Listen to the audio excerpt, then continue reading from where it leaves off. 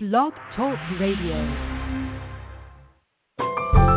Welcome to Last First Date Radio, featuring interviews with experts in dating, relating, and mating in midlife. And now, here's your host, Sandy Weiner.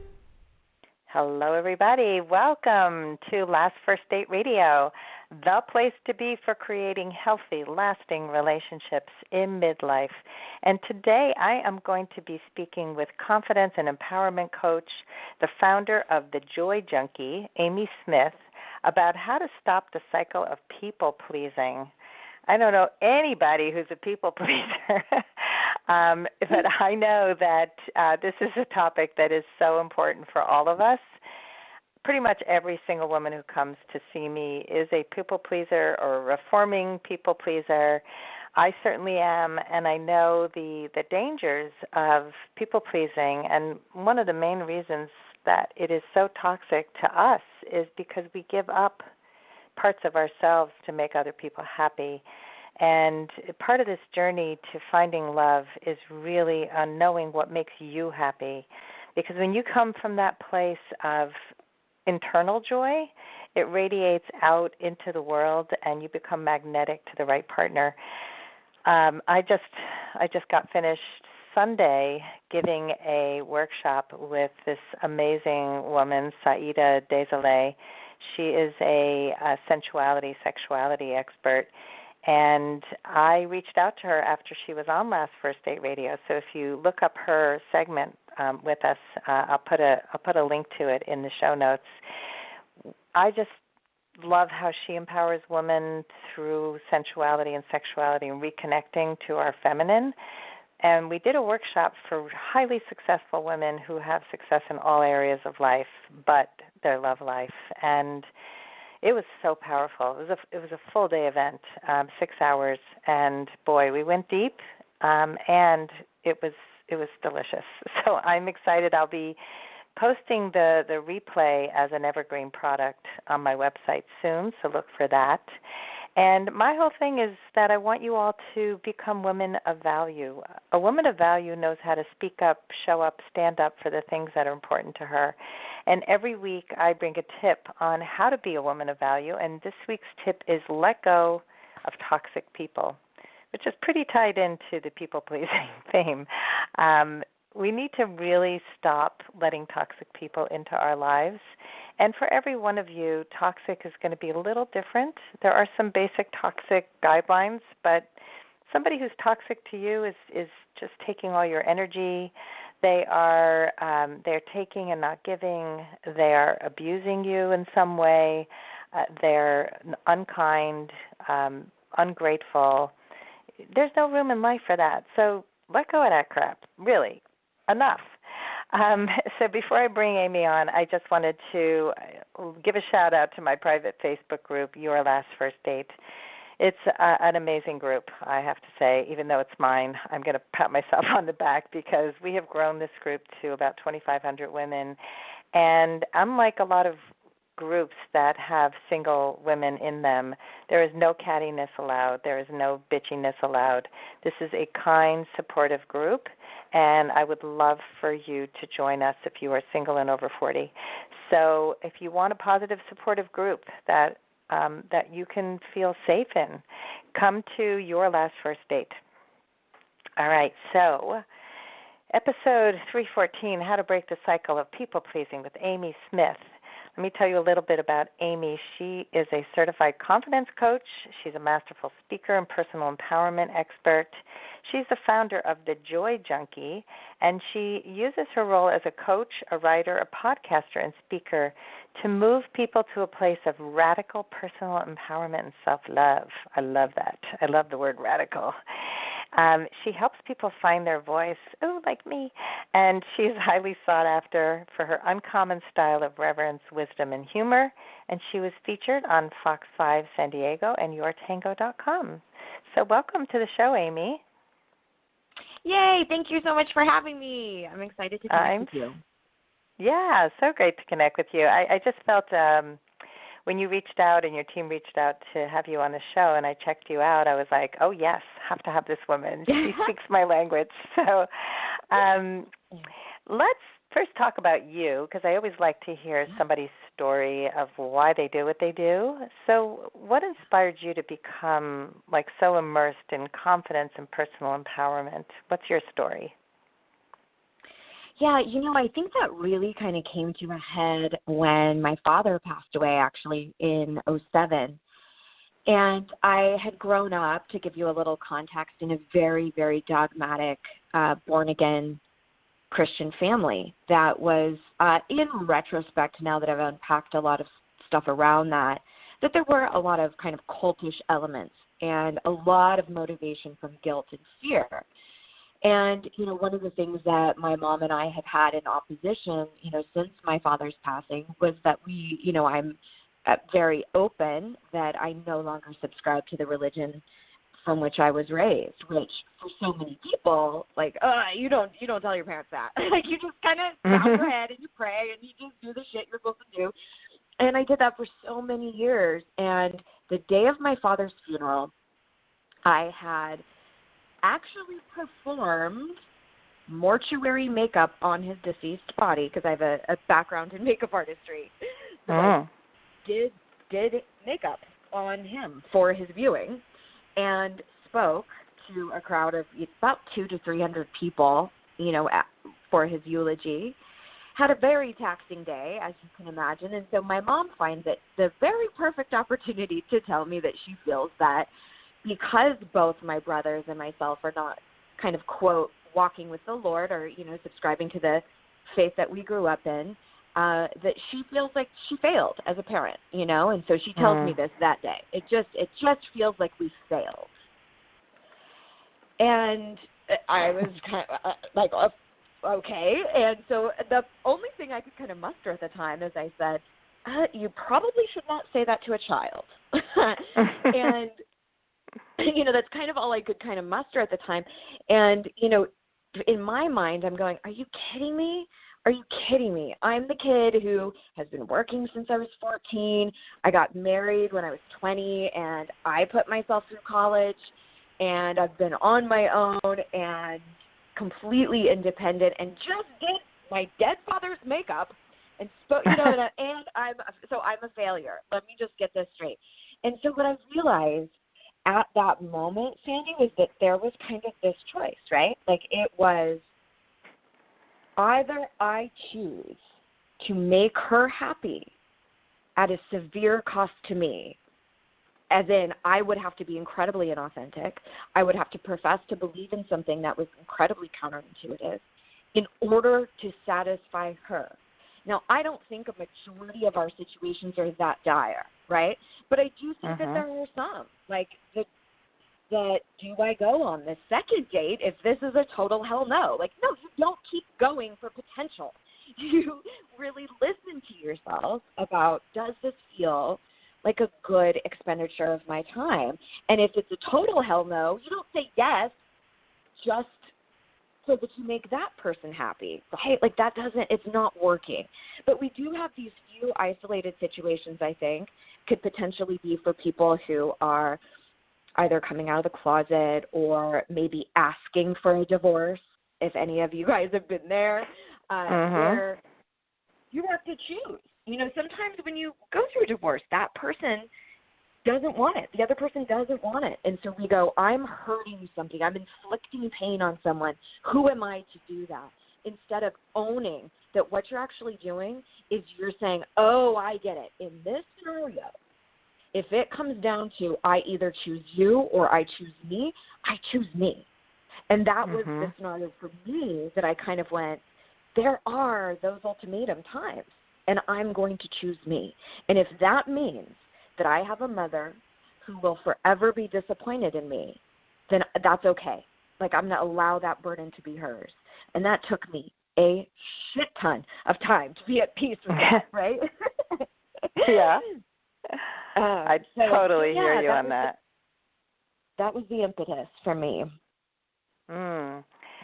Yeah, that parent-child thing, oh, my God, that's so insidious, and it's so deep. And especially if you grow up with religion. I grew up in a very religious home as well, and pretty much all my siblings have left it except one, have left it to a large degree. And I think if you're a thinking person, if you really are a person who's evolving and thinking for yourself and you're not sheep, you're going to come to your own conclusions. And I remember when, because I raised my kids religious, that was important to me at the time. And when my son called me up from his program, he went away on a year program, his gap year, to a very religious boys' school. And he called me up almost immediately upon arrival and said, I think Judaism is a cult, and I don't believe in God. And I said, okay, when did you figure this out? Because you're now in Israel in a very religious Jewish school. So, like, I get it. Ask some questions, explore it. But, like, wow, it was just, like, popped on me. And it started, like, he ended up coming home after a few months, and he was into atheism and into agnosticism, and he was mad at me, and he was screaming at me, and I said, I want to be different than my parents were, because I want to be open. I want to be, my mother was more open than my father, but I want to really have a conversation with him and hear him and honor and respect his choice. And I said that to him. I said, I will have this conversation with you as long as you're respectful. If you're attacking me, I'm walking out of the room. And that started like a 5-year conversation, and it's been amazing.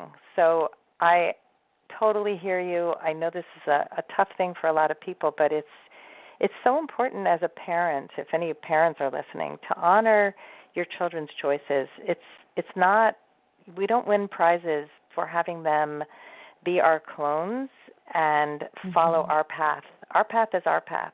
You raise a child and they get to choose. That's right. Yeah. That's absolutely right. And I can really, really relate to your son's response, because and this has also informed my work quite a bit too, is at the beginning of that time period when I kind of went, I can stand on my own 2 feet. I became extremely combative, similar to what your son is feeling. I was angry. I felt lied to, and I wanted to fight. I wanted to talk about all, the gun control and the abortion, all the things that we are on the opposite sides of. And it wasn't until many years later that I realized you can be assertive. You can ask for a divorce. You can ask an adult child to move out of the house. You can sever business alliances. You can have the most polarizing, tough conversations, and you can do so with grace and kindness. You don't have to be malicious, right? I think you embodied that so beautifully with your son. Like, well, it took a lot of work. Of course.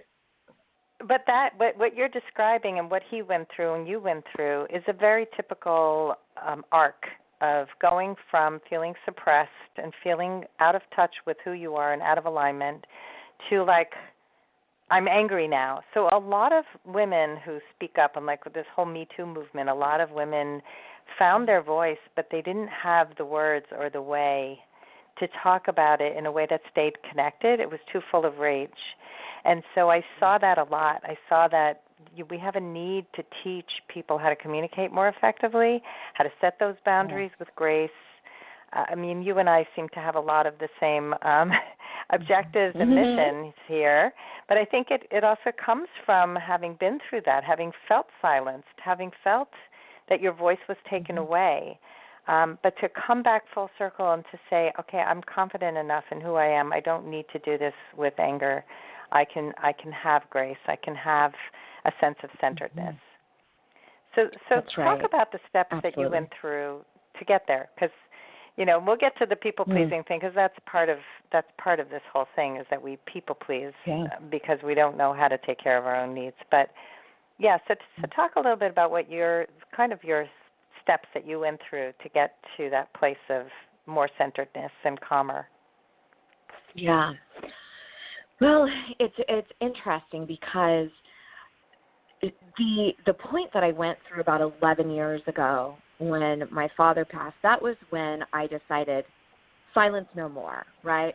Up until that time, there had been a good, 5 to 10 years where I was very much a different person than what I let on in front of my parents, right? So I think that that's one of the things that we do a lot is we kind of put a facade on. I see a lot of people do it in business. Like, oh, here's what a professional is supposed to look like. That's why from the beginning of my practice, I was like, no. I'm going to be the same Amy in my practice that I am in business, that I am with my best friend. That's why I like coaching, because it's the whole thing to be authentic, right? And so what I realized is that there was this real distinction between understanding what I am responsible for and what I have zero control over. And I have zero control over how I am received. And so a dating equivalent of this would be doing everything in your power to get a specific response from somebody. You know, I mean, the classic way we do it, like the classic female stereotype is to be like, what do you think of this outfit? Do you think I look fat in this? And what you're looking for is for them to say a very specific thing, right? And it's a trap, everybody. Men, it's a trap. And so, but what we're doing is and we do it when we try to tell somebody what we're into and hoping that they're going to be excited for us, and then we get combative if they're not, and because we think that through our own behavior, we can make people feel and see and do things, and we really cannot. So there's kind of a governing principle that I operate from in my business and in the work that I do with clients, and it really informed that chapter of my life. And it was this idea that you are responsible for your intention, not your reception. That your reception, how you are received, is going to be all across the board, but your intention is kind of the only thing that you can control. It's your homeostasis. It's your barometer. But we don't do that, do we? We go, well, as long as those people think I'm lovable, or as long as my, ex-in-laws don't hate me, or as long as I get this new client, or as long as whatever, all these external praises and validation, then I must be valuable. Then I must be a worthy human. And then we are so tied to that reception. So if your worthiness or your lovableness on if some dude or woman texts you back or thinks that you're gorgeous, you put a shit ton of power into somebody else's hands. It doesn't mean that you can't enjoy those niceties or that you can't relish the gift of adoration or compliments. But what you are doing is you're saying that does not define my worthiness. And that's where we get really convoluted. Because when somebody doesn't approve of you or is critical of you or dumps you, it hurts. It's an uncomfortable feeling. So a lot of times we collapse that uncomfortable feeling with a conclusion about our worth. Like, oh, well, if he doesn't love me or if she does not love me, then I must be unlovable. Instead of, that just sucks and hurts. And just allow ourselves to feel the pain and not have to make it conclusive about our character or our worth as a human. So for myself, I saw this. I did sort of a politically motivated podcast at the time of the 2016 election. And it was a lot about what we're talking about today, that you could be on any side, you could have extreme views about things, and you could deliver them in a communication style that's graceful and kind and articulate and not defaming another group of people. So it was a very positive message, right? And I really framed up my intention. What am I intending to present here? And it was really one of fostering kindness amongst all of us when we're divided, right? And the reception was all across the board. I had some people who were like, thank God, thank you so much for doing this. I had no idea how I was going to navigate the holidays. Family was on different sides of the aisle. I had some people who were like, I can't believe you did this podcast. You lost a listener. And I'm like, well, did you listen? They didn't even listen to the episode. And I kind of went, all right, okay, be well on your way. I'm also going to embody that grace and kindness, even to people who don't give it to me. And then there were other people who were totally indifferent, like, what? Oh, I don't even pay attention to politics, blah, blah, blah. So if I would have gone, oh, my God, I need to gain favor of all of these different people, not only is that damn near impossible, but it feels like shit. It sucks to try to get somebody to feel something or believe something. So what did I do? I went back to my intention, and I went, okay, I'm getting reception all across the board. Let's check in with what Amy's intent was. I listened back to my episode. Am I proud of how I conveyed myself? Am I proud of how I handled myself? Yes, I am. And so then I was able to kind of release that criticism and go, okay, you know what? That hurt. It stung. It will always sting. It's legitimate negative energy coming your way. Like, of course you're going to feel it, but it does not have to mean you're not valuable, not worthy of love. It's just merely like an injury, right? Like, it's like you got a cut. You need to put a Band-Aid on, you need to heal, and then you move on. It does not mean you now are immobile or your body doesn't work anymore, right? It's like you just got a cut, honey, and it hurts. It's all right. Yeah, thank you for sharing that story, because I, as a public figure, I have had many times I've received the same kind of feedback, and you do learn to develop a tougher skin. You learn to understand that there are wounded people out there who they don't even read or listen. They just want to share their opinions, and there's vitriol that comes out, and it's not about us. It's about them. And the same thing with dating. I mean, I think that so many people get upset when they don't get the response they want. And this gets talked about all the time on my show. And yesterday there was a woman who didn't hear back from a man after her first date, and it had only been like 3 days since the date. And she's like freaking out. She's like, oh, my God, it's so painful. It's so painful. This is ridiculous. I'm a grown woman. Why do I care? I'm like, stop trying to control the outcome of this thing. Did you show up and be the best you could on the date? Did you give this guy a green light and let him know you're interested? Like, there's so much we can do on the date to make it memorable. Then you got to let go. You just got to let go of the outcome. And it turned out that he called her and he told her life was too complicated for him. And she was like, well, that sucks. And I'm like, well, that's a gift. You don't want a man who thinks your life is complicated. Like, that's not your guy. So we have to see the gift in this, too. It's like, there was a gift in people saying, I don't like what you said. Just as much as there's a gift in somebody saying, thank you for saying what I couldn't say. So it's, I think it's lovely that you did that, but I know people who have posted things about let's all be friends on both sides of the political table, and people are like, I don't want to be your friend anymore because how could you possibly be friends if you're this person? And I'm like, okay. Right. We don't need those people. Right. Yeah, so stop trying to please them all. You have to really be true to you. And the more true you are to you, the more you're going to have your tribe say, oh, she's speaking my language. Exactly. So why do people please? Why do people please? That's a lot of words. That starts with P. Well, I think there's a handful of reasons. I think at a very rudimentary level, it's fear. And it's largely the fear of being uncomfortable, just straight up being uncomfortable, that it is oftentimes easier to do all of the little euphemisms and sayings like don't rock the boat or don't open a can of worms or, don't rock the boat. Like we have all these like things that we say, which basically just means shut the fuck up and keep everything to yourself. And right. I think it's a disservice. I think it's also a disservice to women disproportionately that we're kind of taught to be nice. I mean, we've talked all the time now about some men becoming more in their feminine and all of those things. But for the longest time, and still, I think it's this idea that you have to be masculine in order to succeed in business, or you need to be more abrasive or aggressive. So I think that there's this element of just really trying to avoid discomfort. Like we just don't want to feel it, right?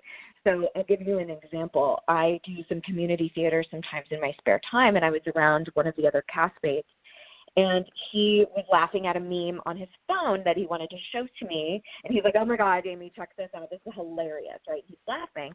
And it's a meme that was, I can't recall it exactly, but I remember that it was very disparaging to a handicapped child, mentally and physically disabled child, which to me does not constitute humor, and I found it wildly offensive.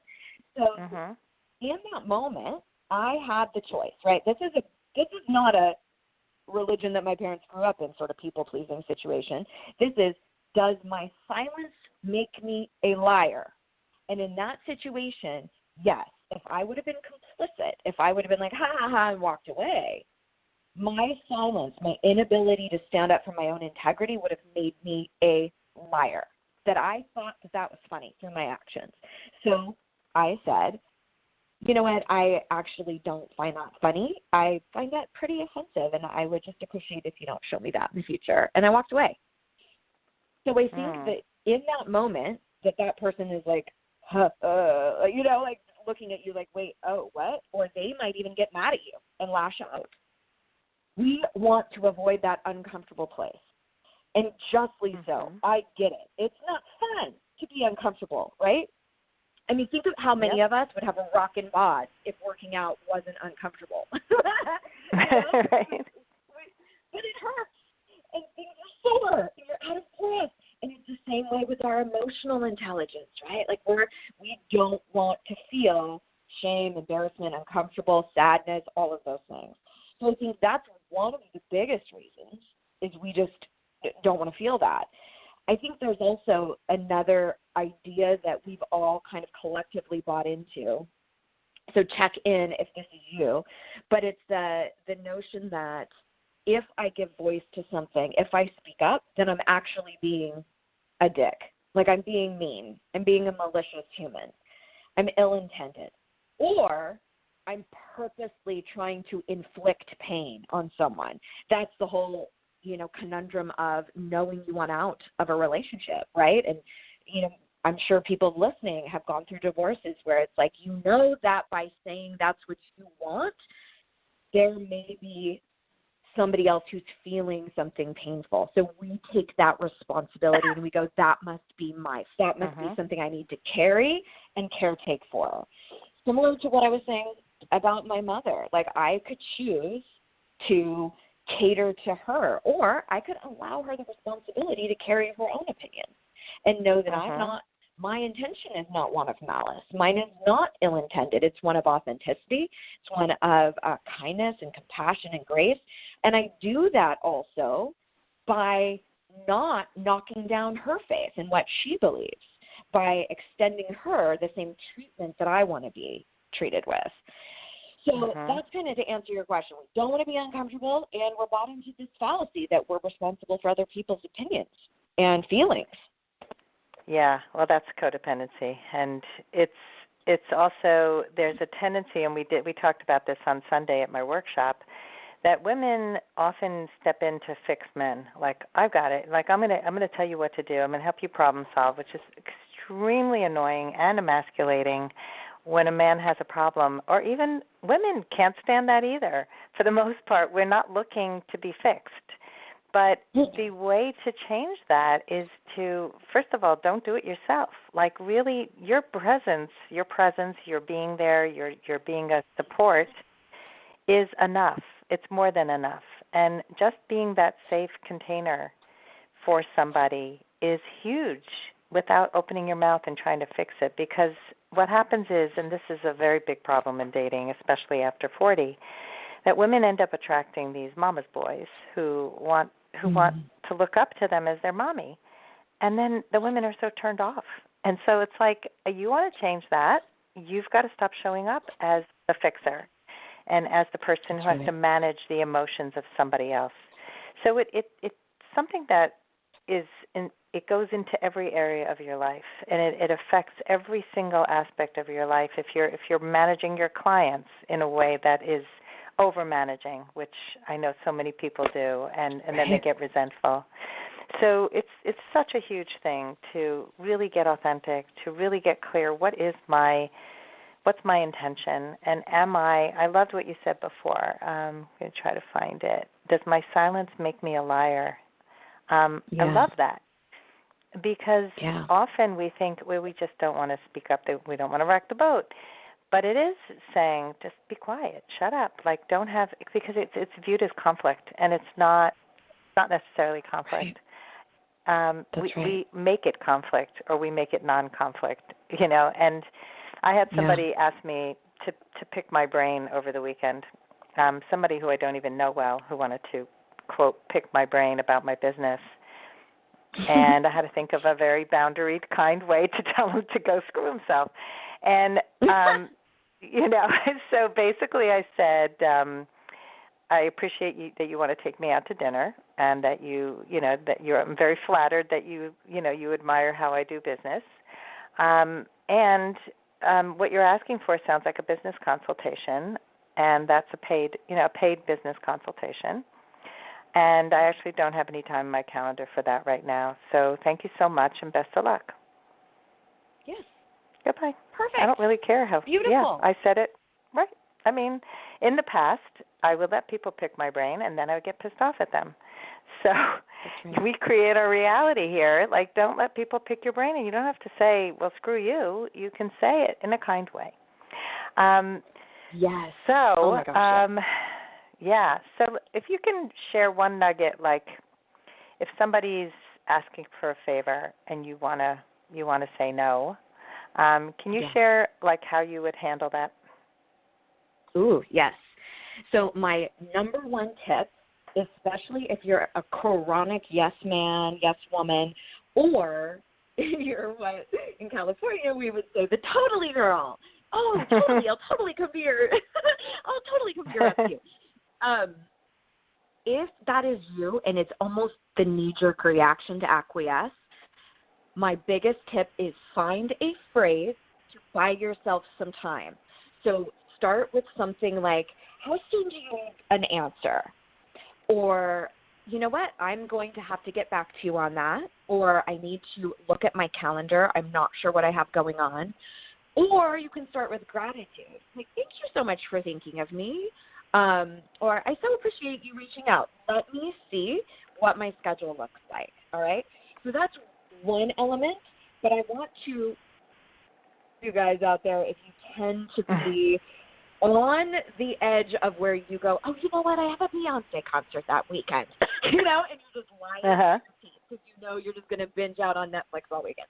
So doesn't matter if you're washing your hair, doesn't matter what the hell you're doing. You have plans, and you don't want to go do this thing or whatever it happens to be.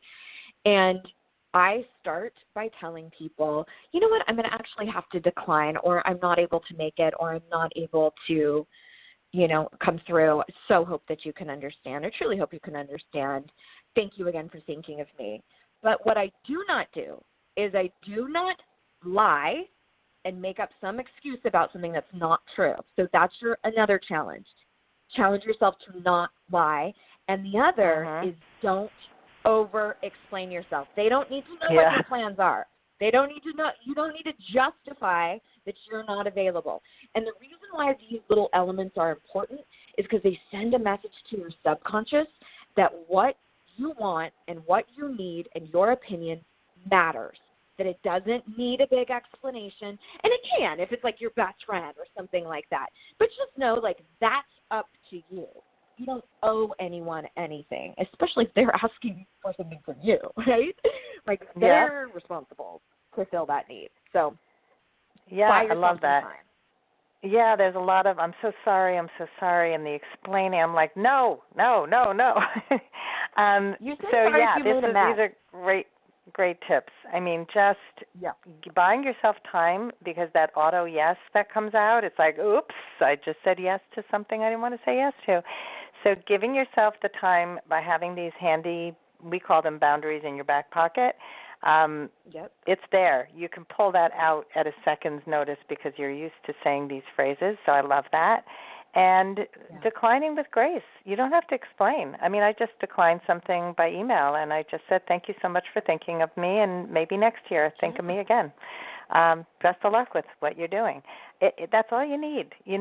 Like, really, we don't have to say why. I've been pondering this all weekend, and, it's not working with my subconscious, and blah, blah, blah, blah. Women tend to say, I'm sorry, way too much. So, the more you stand in your dignity and you stand in your truth, the better your life becomes, the more joyous you become. You become a joy junkie, right? That's right. I love it. So let's stop people-pleasing, ladies and gentlemen. Really let's cure ourselves from this need to please and please you instead of others first. It's a joy to be around people who know and love themselves. It really is, and to remember that. And just one other thing I want to say is that often the reason we are so averse to speaking our truth is because we've spoken it to the wrong people who have shut us down, and also in the wrong way. So remember that either you've chosen the wrong people in your life or you haven't had the right words to say it, and you can work on both of those and have a much better life. So thank you, Amy, for coming on my show today. This was a delight, and I know that you have a free gift to give our audience. So can you tell us about that? Yeah, absolutely. So you can kind of find everything that I'm up to over at thejoyjunkie.com, and junkie is Junkie.